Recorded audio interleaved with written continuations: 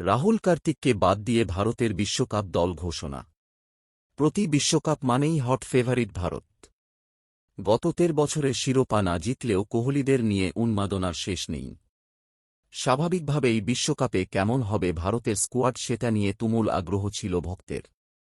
Cricket প্রেমীদের অপেক্ষার অবসান ঘটিয়ে আসন্ন বিশ্বকাপের জন্য নিজেদের দল ঘোষণা করেছে ভারতীয় ক্রিকেট বোর্ড। আমেরিকা এবং ওয়েস্ট ইন্ডিজে হতে যাওয়া টি-20 বিশ্বকাপের জন্য 15 সদস্যের দল ঘোষণা করেছে বিসিসিআই। দলে প্রত্যাবর্তন ঘটেছে ঋষভ পন্থের। দীর্ঘ 16 মাস পর ভারতীয় দলে ফিরেছেন ঋষভ পন্থ। মূলত উইকেটরক্ষক ব্যাটার, এই পজিশনের জন্য লড়াই করেছেন ভারতের 4 ক্রিকেটার। ঋষভ পন্থের পাশাপাশি এই জায়গাটির জন্য লড়াইয়ে ছিলেন কেএল রাহুল, সঞ্জু স্যামসন ও দীনেশ কার্তিক।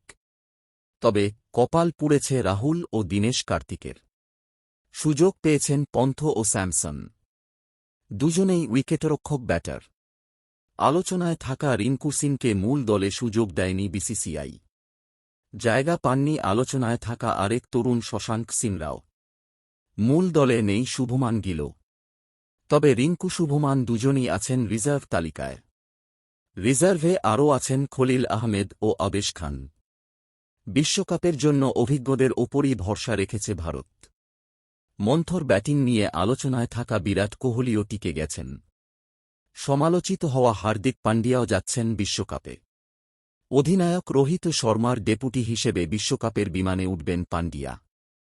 আগামী 2 জুন থেকে শুরু বিশ্বকাপের মেগা ইভেন্ট।